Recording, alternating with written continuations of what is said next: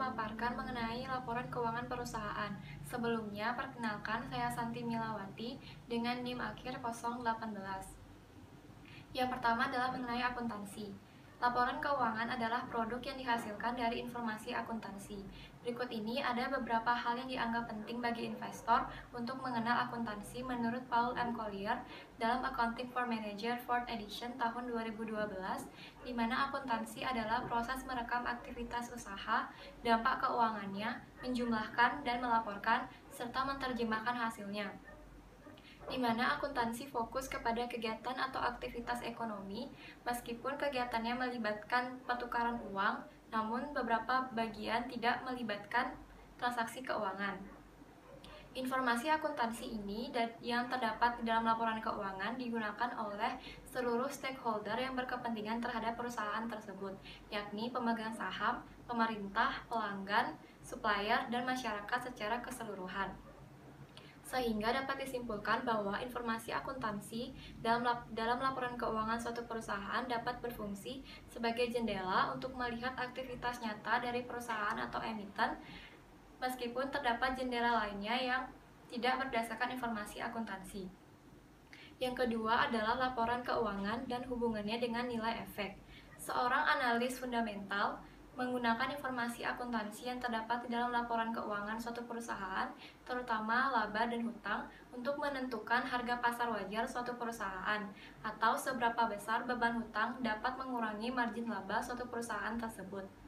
Dan juga seorang investor obligasi dapat menilai kemampuan perusahaan dalam melunasi hutangnya dengan melihat perbandingan antara beban hutang terhadap ekuitas, laba atau aset, baik secara nyata maupun perkiraan. Selanjutnya adalah hubungan atau informasi stakeholder terhadap laporan keuangannya, di mana pemegang saham atau investor berinvestasi saham guna dengan harapan mendapatkan dividen dan juga dapat menjual saham pada harga yang tinggi. Dan di sisi lain, untuk obligasi, para pemodal memberikan pinjaman uang kepada suatu perusahaan dengan harapan dapat merasa aman dan juga dapat mengumpulkan bunga, di mana biasanya manajemen ini melakukan General Annual Meeting bersama dengan Board of Director, yaitu Company Law dan juga Stock Exchange, di mana manajer melakukan annual report dan accounts terkait produk market dan capital market guna menghasilkan keputusan terkait nilai pemegang saham. Sehingga pada gambar dijelaskan bagaimana informasi akuntansi digunakan oleh para stakeholdernya untuk para investornya dalam menganalisis saham suatu perusahaan untuk melakukan investasi dan juga untuk manajemen sebagai perumusan kebijakannya. Contohnya yaitu seorang investor bisa saja membatalkan niatnya dalam melakukan atau berinvestasi saham pada suatu perusahaan karena melihat beban hutang suatu perusahaan itu lebih tinggi terhadap ekuitasnya atau kegiatan operasional perusahaan itu masih merugi.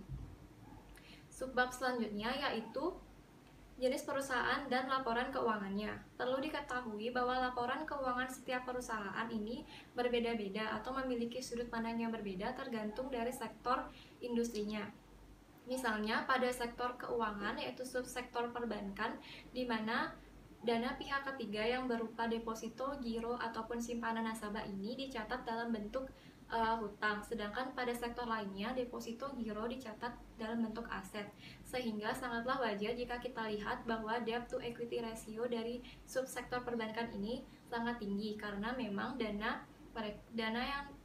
mereka dicatat sebagai hutang bukan sebagai aset, dan sangat jarang juga digunakan debt to equity ratio ini untuk menganalisis saham pada subsektor perbankan.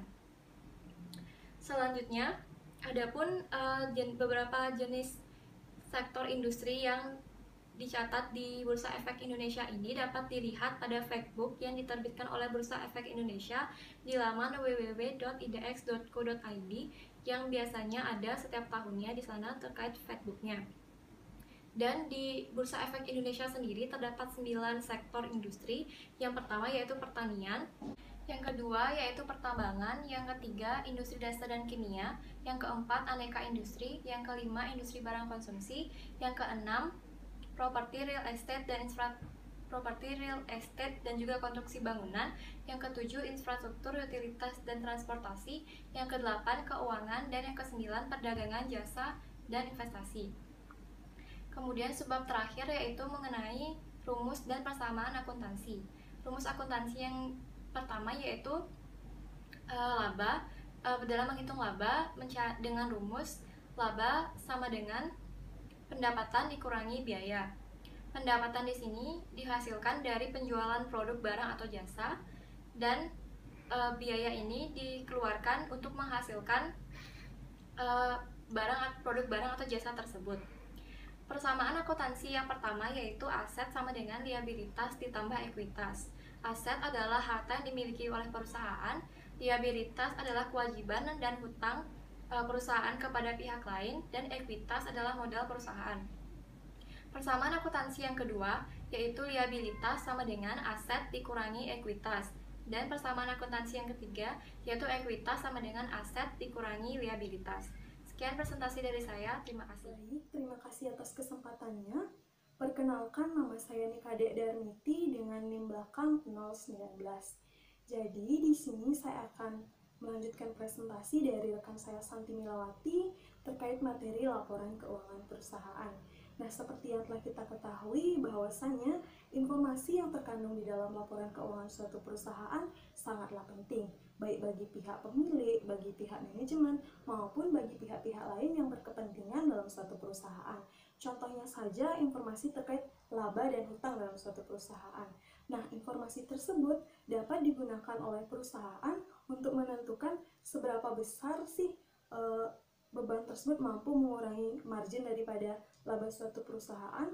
Kemudian informasi tersebut juga bisa digunakan oleh perusahaan untuk menentukan berapa harga saham wajar untuk perusahaan tersebut. Nah, dalam kaitannya dengan hal tersebut, saya akan menjelaskan 3 jenis laporan keuangan. Yang pertama ada laporan neraca keuangan atau biasa disebut dengan balance sheet, lalu ada laporan laba rugi atau income statement, dan laporan arus kas atau cash flow. Kita bahas satu persatu mulai dari pelaporan neraca keuangan. Nah, pelaporan neraca keuangan ini adalah laporan yang terdiri dari 3 komponen utama. Komponen yang pertama itu ada aset, lalu komponen yang kedua itu ada liabilitas, dan komponen yang ketiga itu ada ekuitas. Kita akan bahas dari komponen yang pertama yaitu aset. Jadi apa sih yang dimaksud dengan aset? Aset itu adalah sumber daya yang dimiliki oleh suatu perusahaan. Contohnya saja seperti kas, ada peralatan, persediaan, gedung, seperti itu. Nah, secara umum aset ini dibedakan menjadi 2, ada aset lancar dan ada aset tidak lancar. Aset lancar itu adalah salah satu jenis aset yang dimiliki oleh suatu perusahaan dan dapat digunakan oleh suatu perusahaan dalam jangka waktu kurang dari 12 bulan atau kurang dari 1 tahun. Contohnya ada kas, ada persediaan, ada investasi jangka pendek, dan beban dibayar di muka. Kemudian jenis yang kedua itu ada aset tidak lancar. Nah, aset tidak lancar di sini adalah salah satu jenis aset juga yang dimiliki oleh suatu perusahaan dan dapat digunakan oleh suatu perusahaan dalam jangka waktu lebih dari 12 bulan atau lebih dari 1 tahun. Contohnya seperti tanah, gedung, bangunan, lalu investasi jangka panjang, dan ada juga aset tetap yang tidak berwujud seperti goodwill, hak cipta, dan hak merek. Nah, itulah komponen yang pertama. Baik, itulah tadi komponen yang pertama. Kita lanjut ke komponen yang kedua, yaitu ada liabilitas atau yang biasa disebut dengan kewajiban ataupun hutang. Nah, liabilitas di sini adalah pendanaan perusahaan baik yang berasal dari kreditur, bank, ataupun supplier. Sama halnya dengan aset tadi, kewajiban juga dibedakan menjadi 2. Ada kewajiban jangka pendek dan ada kewajiban jangka panjang. Kita akan bahas mulai dari kewajiban jangka pendek. Nah, yang dimaksud dengan kewajiban jangka pendek di sini adalah kewajiban atau hutang perusahaan yang harus dibayar oleh perusahaan dalam jangka waktu kurang dari 12 bulan atau kurang dari 1 tahun. Contohnya, yang pertama ada hutang dagang. Nah, hutang dagang di sini adalah hutang perusahaan kepada pihak lain karena perusahaan melakukan pembelian secara kredit, baik itu pembelian jasa maupun pembelian barang. Kemudian contoh yang kedua itu ada hutang biaya. Hutang biaya di sini adalah biaya yang harus dibayar perusahaan sesegera mungkin. Contohnya seperti hutang gaji, hutang biaya telepon, dan hutang listrik. Contoh yang ketiga itu ada hutang pajak. Nah, hutang pajak di sini adalah hutang perusahaan dalam bentuk pajak yang harus dibayar setelah tanggal neraca. Contohnya seperti hutang pajak keluaran, lalu ada hutang pajak penghasilan pasal 21, pasal 29, dan pasal 23. Lalu contoh yang keempat itu ada hutang bank, di mana hutang bank adalah hutang perusahaan kepada pihak bank karena perusahaan melakukan pinjaman atau karena melakukan atau menggunakan kartu kredit. Nah, biasanya perusahaan menggunakan fasilitas tersebut ketika perusahaan benar-benar membutuhkan dana dalam waktu cepat. Kita lanjut ke jenis yang kedua, yaitu kewajiban jangka panjang. Nah, kewajiban jangka panjang ini adalah kewajiban atau hutang perusahaan yang dapat dilunasi dalam jangka waktu lebih dari 12 bulan atau lebih dari 1 tahun. Contohnya, yang pertama ada hutang bank. Nah, ternyata selain hutang bank tersebut bisa dalam jangka pendek, tapi bisa juga dalam jangka panjang. Contohnya seperti kredit investasi, kredit modal kerja di bank, seperti itu. Kemudian ada contoh dari hutang jangka panjang yang kedua, itu ada hutang hipotek. Di mana hutang hipotek ini adalah hutang perusahaan kepada pihak ketiga dengan adanya jaminan. Jaminannya dalam hal ini berupa aset tetap seperti tanah, gedung, bangunan, seperti itu. Lalu contoh hutang jangka pendek yang ketiga itu ada hutang obligasi. Jadi hutang obligasi ini adalah kewajiban atau hutang perusahaan karena melakukan penjualan atau penerbitan surat-surat obligasi. Nah, jadi itulah komponen yang kedua daripada neraca. Baik, kita akan lanjut ke komponen yang ketiga, yaitu ekuitas. Jadi, yang dimaksud dengan ekuitas di sini adalah hak pemilik terhadap suatu perusahaan sebagai akibat dari pemilik tersebut menyertakan modal dalam suatu perusahaan. Contoh dari ekuitas ini ada yang pertama ada modal saham. Jadi modal saham ini adalah tanda penyertaan modal seseorang terhadap suatu perusahaan. Kemudian ada agio saham. Jadi agio saham di sini adalah kekayaan bersih suatu perusahaan karena perusahaan menjual saham dengan harga yang lebih tinggi daripada nilai nominalnya. Lalu contoh yang ketiga ada laba ditahan. Jadi laba ditahan di sini adalah laba bersih perusahaan dikurangi dengan dividen yang dibagikan perusahaan kepada pemilik saham. Nah, jadi itulah beberapa komponen daripada pelaporan neraca keuangan, mulai dari aset, laba liabilitas, kemudian ekuitas, di mana nanti di dalam pelaporannya jumlah antara aset harus sama dengan jumlah daripada pertambahan antara liabilitas dengan ekuitas. Adapun contoh daripada pelaporan neraca keuangan perusahaan sudah saya tampilkan di slide PPT, yaitu contoh daripada neraca keuangan dari perusahaan PT Kalbe Farma Tbk beserta entitas anaknya. Jadi sudah tertera antara aset dan juga penjumlahan antara liabilitas dan ekuitasnya sudah sama. Nah, jadi seperti yang telah kita ketahui, bila misalnya laporan keuangan itu sudah balance, belum tentu benar, dan kalau tidak balance sudah pasti salah.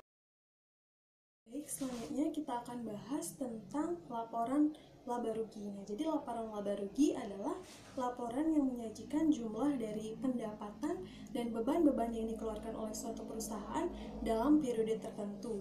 Di mana sama halnya dengan laporan neraca, laporan laba rugi juga memiliki beberapa komponen. Yang pertama yaitu ada komponen pendapatan penjualan.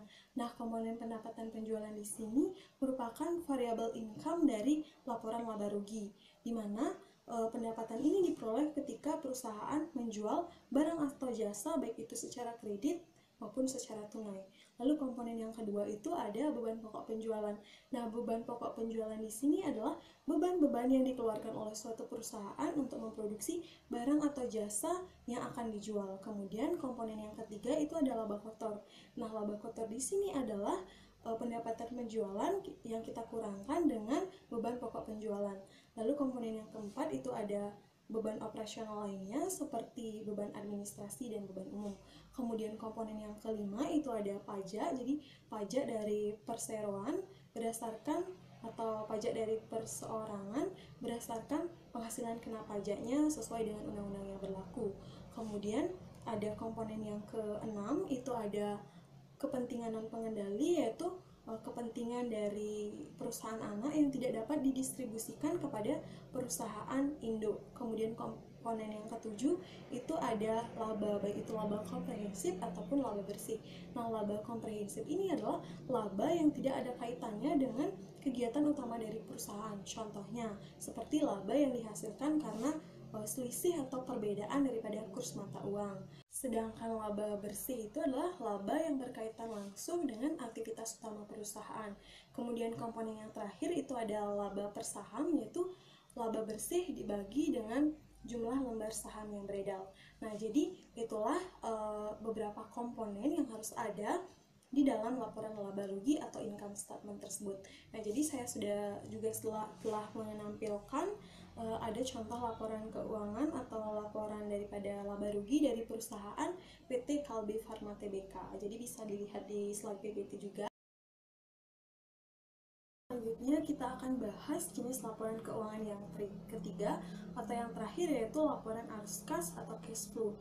Nah, jadi laporan arus kas ini merupakan laporan yang menyajikan arus kas masuk maupun arus kas keluar daripada perusahaan, baik yang berasal dari aktivitas operasional, aktivitas investasi, maupun dari aktivitas pendanaan. Nah, adapun manfaat yang diperoleh ketika kita telah menyusun laporan arus kas ini, yang pertama untuk mengetahui seberapa besar kemampuan perusahaan itu untuk membayar dividen atau untuk melunasi kewajiban lainnya. Lalu manfaat yang selanjutnya untuk mengetahui kemampuan perusahaan dalam menghasilkan arus kas perusahaan atau arus kas masuk perusahaan, kemudian untuk mengetahui penyebab perbedaan antara laba bersih dan arus kas bersih perusahaan. Lalu manfaat yang selanjutnya untuk mengetahui transaksi keuangan, baik itu karena aktivitas investasi maupun aktivitas pendanaan. Sama halnya dengan laporan neraca dan juga laporan laba rugi, laporan arus kas juga memiliki beberapa komponen. Yang pertama, arus kas berdasarkan aktivitas operasional, yang kedua, arus kas berdasarkan aktivitas investasi, dan yang ketiga, arus kas berdasarkan aktivitas pendanaan. Kita akan bahas satu persatu. Yang pertama yaitu arus kas dari aktivitas operasi, contohnya seperti penerimaan kas dari pelanggan. Nah, penerimaan kas ini bisa karena kita melakukan penjualan barang atau jasa, baik secara tunai maupun secara kredit. Lalu contoh yang kedua, atau kita pembayaran kepada supplier karena membeli bahan baku atau bahan lainnya.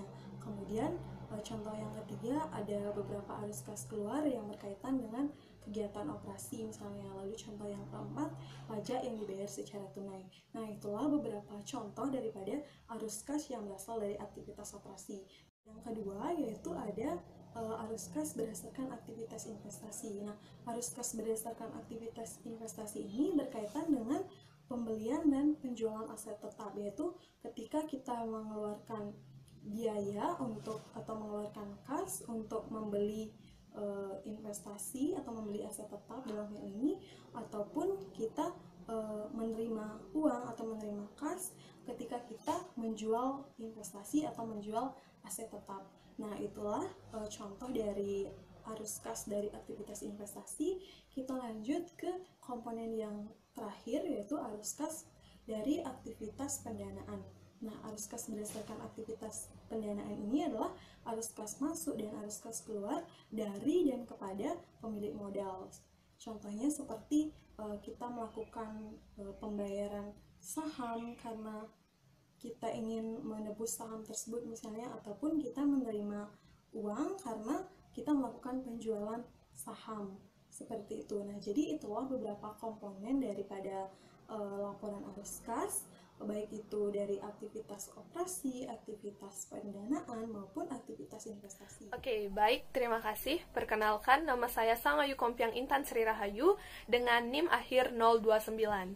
Jadi di sini setelah kita memahami bagaimana itu akuntansi dan juga pelaporan keuangan, maka selanjutnya kita bisa beranjak ke analisis kinerja keuangan perusahaan. Jadi di sini kita akan belajar tentang bagaimana cara menganalisis data keuangan yang ada pada laporan keuangan untuk membantu perusahaan atau emiten menentukan keputusan investasi yang tepat. Nah, di sini metode yang biasa digunakan itu adalah yang pertama, analisis keuangan, yang kedua, yang pertama adalah analisis horizontal, yang kedua adalah analisis vertikal, dan yang ketiga adalah beberapa jenis dari analisis rasio. Kita akan membahasnya satu persatu, dimulai dari analisis horizontal. Di sini, analisis horizontal atau yang biasa disebut dengan trend analysis merupakan sebuah analisis yang membandingkan sebuah akun atau post yang ada pada suatu periode tertentu dan dibandingkan dengan post atau akun yang sama di periode sebelumnya. Nah, untuk itu, satuan yang sering biasa digunakan dalam periode tersebut adalah tahunan ataupun kuartalan. Kita bisa ambil contoh, misalnya jika kita ingin mengetahui tahun ini bagaimana penjualan kita, apakah ada peningkatan, maka kita bisa membandingkannya dengan penjualan pada tahun sebelumnya. Kita langsung saja pada contoh berikut. Di sini disajikan sebuah neraca dari tahun 2008 dan juga dari tahun 2009. Nah, di sana kita bandingkan apakah terdapat peningkatan atau penurunan dari tahun 2008 ke 2009 di setiap pos-pos atau akun-akun yang ada pada neraca tersebut. Nah, di sini kita bisa lihat contohnya pada akun total aset terdapat peningkatan sebesar $240.000 yang artinya peningkatannya sebesar 15% dari tahun sebelumnya. Dan hal itu dikarenakan adanya peningkatan laba ditahan dan juga adanya pengurangan dari utang atau long term liabilities dalam periode tersebut. Nah, dari sanalah kita bisa melakukan analisis lebih lanjut dan pertimbangan-pertimbangan lebih lanjut untuk memahami bagaimana kondisi keuangan. Nah, analisis ini tidak hanya dilakukan pada neraca, namun juga bisa dilakukan pada laporan laba rugi dan laporan keuangan lainnya yang relevan. Nah, dari sanalah kita bisa memberikan gambaran kepada perusahaan tentang kondisi dan posisi keuangan dari perusahaan tersebut untuk melakukan sebuah keputusan investasi. Nah, yang kedua adalah analisis horizontal, analisis vertikal atau yang sering biasa disebut dengan common size analysis. Jadi di sini analisis tersebut membandingkan dua pos atau akun di dalam periode yang sama. Misalnya di sini kita akan sering menggunakan akun pendapatan penjualan dan juga total aset sebagai faktor pembanding yang utama. Nah, kita langsung saja juga kepada contoh, misalnya pada tahun 2008 dan 2009 disajikan laporan keuangan sebagai berikut. Nah, kita bisa melihat bagaimana persentase dari penjualan atau sales revenue dengan penjualan bersih. Jadi kita bisa lihat persentasenya. Begitupun sama juga dengan akun-akun lainnya. Misalnya di laporan neraca, kita ingin melihat seberapa persentase dari aset lancar yang dimiliki dalam perusahaan dibandingkan dengan aset lancar keseluruhan. Dibandingkan dengan aset keseluruhan. Maka dari itu, kita bisa melakukan perhitungan, yaitu aset lancar dibagi dengan aset keseluruhan dan dikalikan 100% untuk mengetahui persentasenya. Dan selanjutnya, kita juga bisa bandingkan dengan tahun sebelumnya. Jadi, kita bisa dengan persentase dari analisis vertikal ini, kita bisa mengukur bagaimana kinerja ataupun bagaimana posisi keuangan dari perusahaan tersebut. Apakah masih sehat atau ada hal yang perlu untuk ditangani segera. Nah, sedangkan yang kedua adalah analisis rasio. Jadi analisis rasio ini terdapat beberapa kategorinya. Nanti akan dijelaskan oleh teman saya.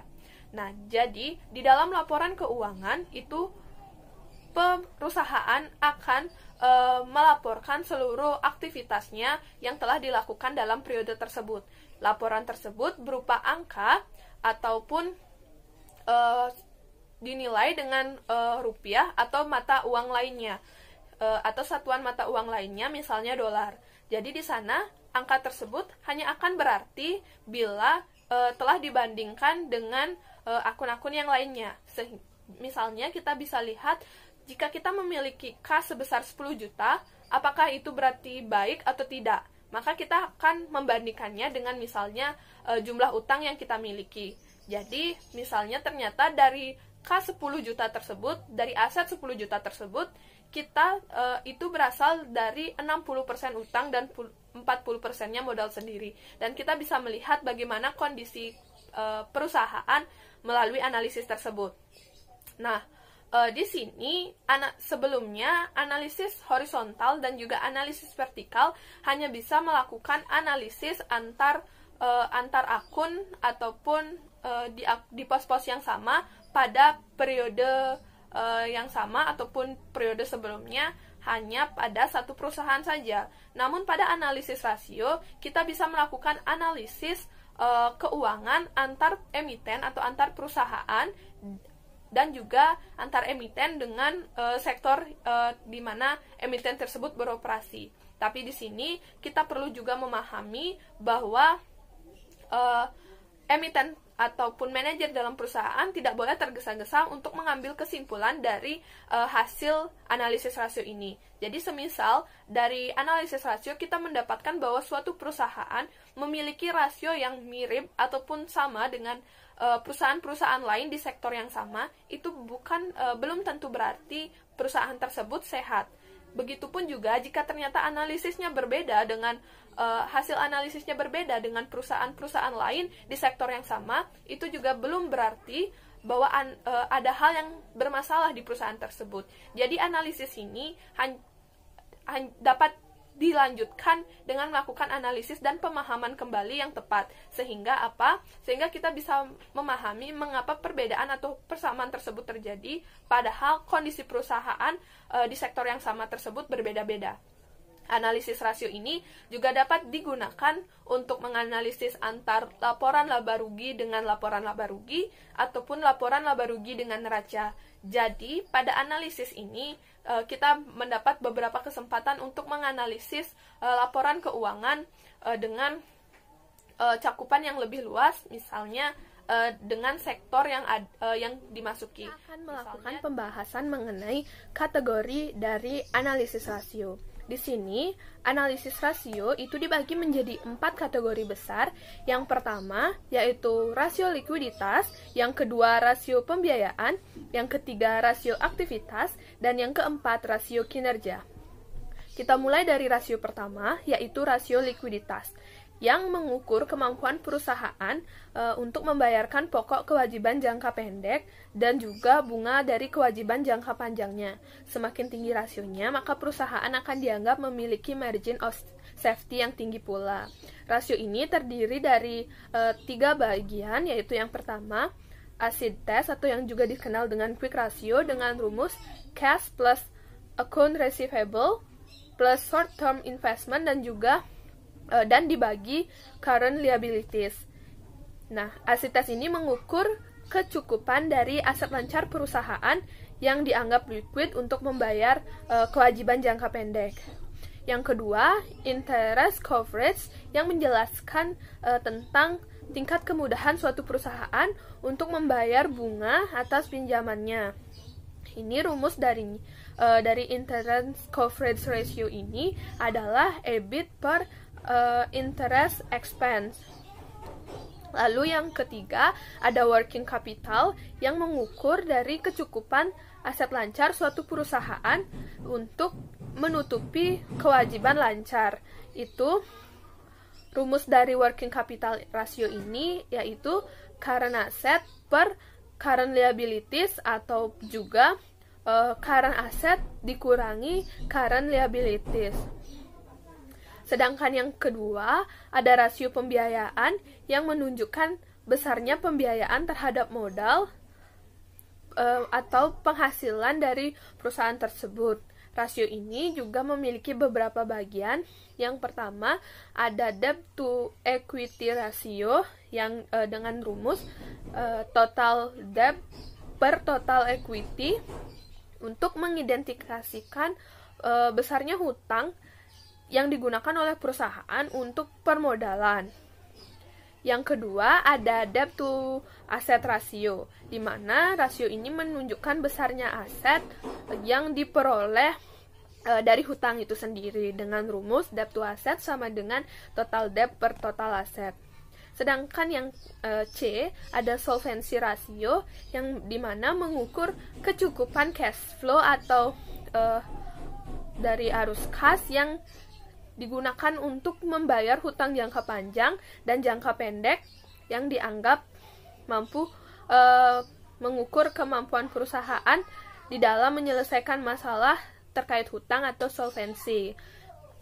Nah, solvency ratio ini rumusnya sama dengan net income plus depreciation per short term liabilities plus long term liabilities, atau earning after tax ditambah depreciation per short term liabilities plus long term liabilities. Jadi demikian yang bisa saya jelaskan. Selanjutnya untuk dua jenis rasio berikutnya akan dijelaskan oleh teman saya.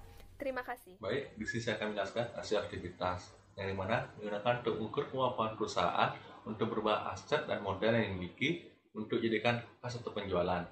Terdiri dari yang pertama, aset turnover, untuk mengukur besaran pemanfaatan aset oleh perseroan untuk dijadikan pendapatan penjualan dengan rumus revenue dibagi dengan total aset. Yang kedua, ada average collection period, untuk memperkirakan waktu yang dibutuhkan oleh perseroan untuk menerima pembayaran atas piutangnya dengan rumus days dikali dengan average amount of receivable dibagi dengan net credit sales during the period. Yang ketiga, ada inventory turnover, untuk menunjukkan berapa kali persediaan dapat dijual dalam satu periode tertentu. Di sini ada dua rumusnya. Yang pertama, sales dibagi dengan inventory. Yang kedua, COGS dibagi dengan average inventory. Selanjutnya ada rasio kinerja, yang dimana digunakan untuk mengukur kinerja perseroan pada suatu periode tertentu terhadap periode sebelumnya. Pada dasarnya memiliki metode yang sama seperti pada analisa vertikal. Terdiri dari 11 rumus. Yang pertama, earning per share dengan rumus net income dibagi dengan outstanding shares. Yang kedua, price to earning dengan rumus share price dibagi dengan EPS. Yang ketiga, ada book value per share dengan rumus total common equity dibagi dengan outstanding shares. Yang keempat, ada price to book value dengan rumus share price dibagi dengan BVPS. Yang kelima, ada return on asset dengan rumus net income dibagi dengan total asset. Yang keenam, ada cash return on asset dengan rumus cash flow from operation dibagi dengan ROA. Yang ketujuh, ada dividend payout ratio dengan rumus total dividend dibagi dengan net income. Yang kedelapan, ada dividend yield dengan rumus dividend per share dibagi dengan share price. Yang kesembilan, ada gross profit margin dengan rumus gross profit dibagi dengan revenue. Yang kesepuluh, ada net profit margin dengan rumus net income dibagi dengan revenue. Yang kesebelas, ada return on equity dengan rumus net income dibagi dengan total shareholder equity. Selanjutnya ada evaluasi rasio keuangan. Bisa dilihat semua dalam tabel. Sebagian besar rasio apabila mengalami kenaikan, maka kinerja perusahaan sangat baik. Kecuali untuk DER, debt to asset, average collection period, price to earning, dan price to book value mengalami kenaikan, maka kinerja perusahaan kurang baik. Selanjutnya ada analisis Dupont, di mana persamaan Dupont memberikan cara lain dalam melakukan analisis terhadap ROE, di mana ROE dibagi berdasarkan komponen pembentuknya, untuk kemudian dilakukan analisis terhadap masing-masing komponen. Bentuk yang paling sederhana dari metode ini adalah membagi ROE menjadi dua bagian, yaitu ROA dan Financial Leverage Ratio. Di sini ada 4 rumus. Yang pertama, ROE dengan rumus net income dibagi dengan equity. Yang kedua, ada ROA dengan rumus sales dibagi dengan inventory. Yang ketiga, ada Financial Leverage Ratio dengan rumus total asset dibagi dengan equity. Yang keempat, ada ROE dengan rumus net income per total asset dikali total asset per equity. Berikutnya adalah memecah ROA menjadi dua faktor yang terpisah, yaitu net profit margin dan asset turnover. Di sini ada 4 rumus. Yang pertama, net profit margin sama dengan net income dibagi dengan revenue. Yang kedua, asset turnover sama dengan revenue dibagi dengan total asset. Yang ketiga, ROA sama dengan net income per revenue dikali revenue per total asset. Yang keempat, ROE dengan rumusnya net income dibagi dengan revenue dikali revenue per total asset dikali total asset per equity. Langkah terakhir dalam menjalankan persamaan Dupont adalah melihat margin laba bersih. Adapun margin laba bersih dapat dipecah dalam 3 fungsi utama, yaitu pertama adalah margin laba sebelum bunga dan pajak, yaitu EBIT. Yang kedua adalah beban bunga yang membagi laba sebelum pajak setelah bunga dengan EBIT. Ketiga, yaitu beban pajak yang menunjukkan tingkat pajak perusahaan. Di langkah terakhir ini ada 4 rumus. Yang pertama EBIT margin, dengan rumusnya EBIT bagian revenue. Yang kedua interest burden, dengan rumusnya EBT dibagi dengan EBIT. Yang ketiga tax burden, dengan rumusnya net income dibagi dengan EBT. Kemudian yang keempat net profit margin, dengan rumusnya EBIT per revenue dikali EBT per EBIT dikali net income per EBT.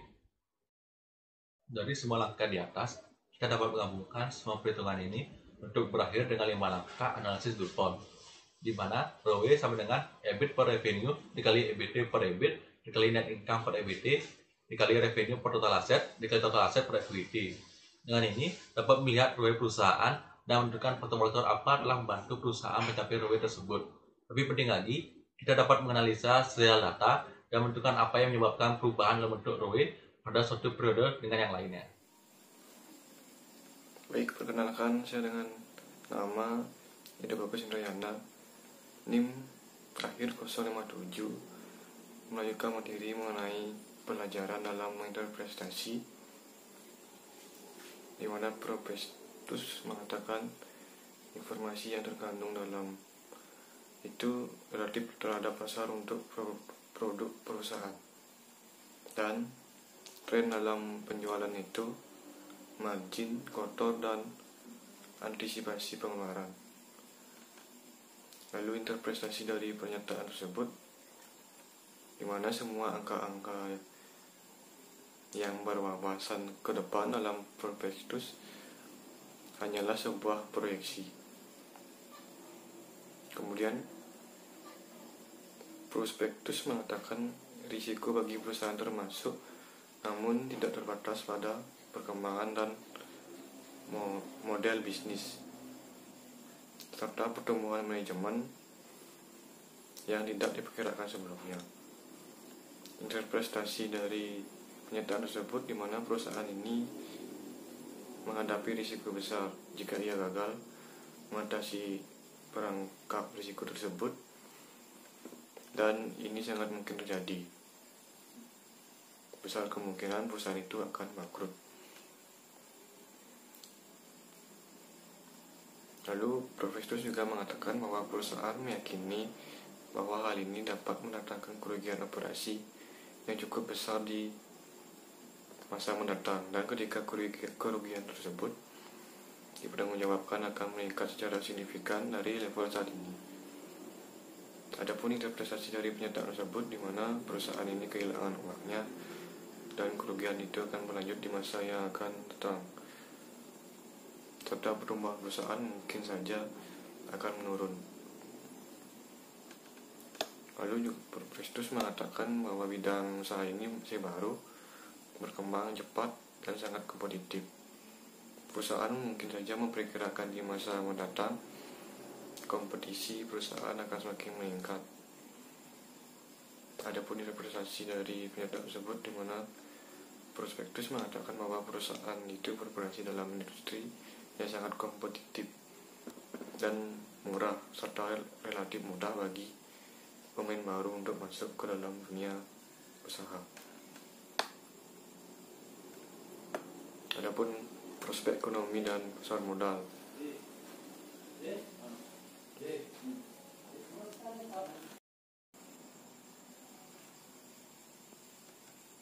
kemudian ada prospek ekonomi dan pasar modal, di mana terdapat tantangan, peluang. Dalam tantangan terdapat perlambatan pertumbuhan ekonomi pada dunia. Pada peluang terdapat stimulus dan pelonggaran moneter di beberapa negara. Nomor 2, pada tantangan terdapat volatilitas harga komoditas. Pada peluang terdapat potensi kenaikan penerimaan negara. Pada tantangan yang ketiga terdapat pengetaan moneter di Amerika Serikat. Pada peluang terdapat percepatan proyek strategi nasional. Lalu pada tantangan terdapat penurunan belanja pemerintah dan konsumen. Pada peluang terdapat stabilisasi nilai tukar.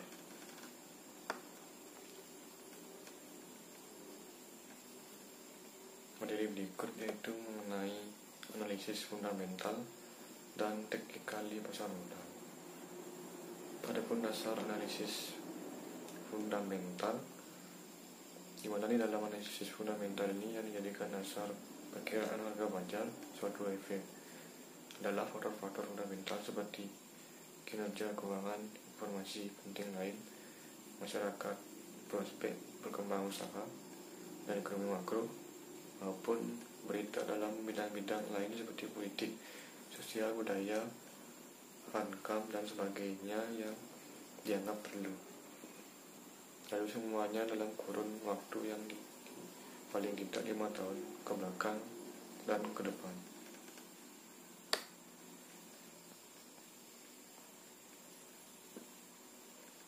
Berikut ada tabel analisis ekonomi dan pasar sekuritas, di mana bertujuan untuk memutuskan bagaimana mengalokasikan investasi dana di antar negara.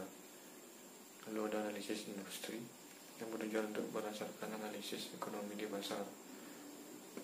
Lalu ada analisis perusahaan dan saham yang bertujuan setelah sebelumnya memilih industri yang terbaik. Analisis perusahaan dan saham menentukan perusahaan yang mana sajakah dalam industri tersebut yang memiliki prospek dan saham yang undervalued. Dari berikutnya adalah spekulasi bukan faktor teknikal. Yang pertama, spekulan pada umumnya menggunakan analisis teknikal untuk mendasari keputusan jual beli, dan karena itu analisis teknikal yang diasosiasikan dengan spekulasi.